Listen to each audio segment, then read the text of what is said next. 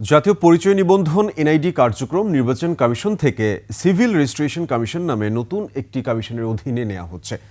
এজন্য জাতীয় পরিচয় নিবন্ধন আইন রহিতকরণ অধ্যাদেশের খসড়া নীতিগত ও চূড়ান্ত অনুমোদন দিয়েছেন প্রধান উপদেষ্টা। অন্তর্বর্তী সরকারের এমন উদ্যোগে সিইসির কাছে হতাশা প্রকাশ করেছেন কমিশনের কর্মকর্তারা। আর এনআইডি সেবা ইসিতে থাকা উচিত বলে মন্তব্য করেন প্রধান নির্বাচন কমিশনার AMS নাসির উদ্দিন। এদিকে এনআইডি নির্বাচন কমিশনের একক নিয়ন্ত্রণে থাকতে পারে না বলে মন্তব্য করেছেন বাংলাদেশ ব্যাংকের গভর্নর। শিউলি শবনমের রিপোর্ট।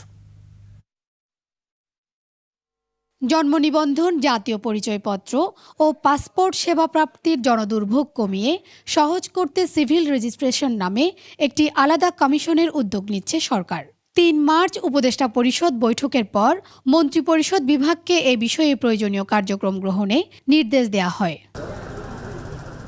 এনআইডি নিয়ে আলাদা কমিশন গঠনে ক্ষোভ জানিয়েছেন কমিশনের অফিসার্স অ্যাসোসিয়েশন। মঙ্গলবার দুপুরে নির্বাচন ভবনে সিইসির সঙ্গে দেখা করে ক্ষোভ জানান তারা। কিন্তু আমরা উদ্বেগের সাথে লক্ষ্য করলাম, সংস্কার কমিশনের রিপোর্ট সাবমিটের পর কোনো রকম ঐক্যমত্য গঠন ছাড়াই তারা সংস্কার কমিশনের একটি সকল সুপারিশ উপেক্ষা করে শুধু একটি সুপারিশ বাস্তবায়নের দিকে তারা আগাচ্ছে। সেটা হচ্ছে জাতীয় পরিচয়পত্র জন্য আলাদা একটা কমিশন করবে।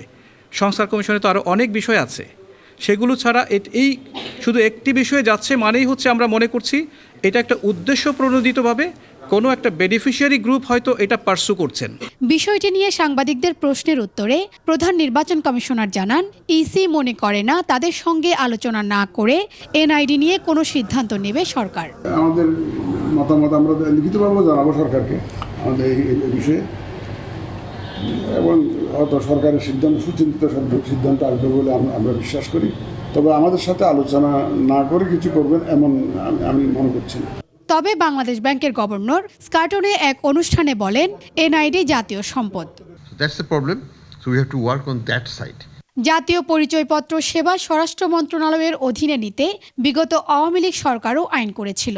পরে অন্তর্বর্তী সরকার আইনটি বাতিল করে ইসির কাছেই ফিরিয়ে দেয় এই সেবা। শিউলি শবনম, 21 টেলিভিশন, ঢাকা।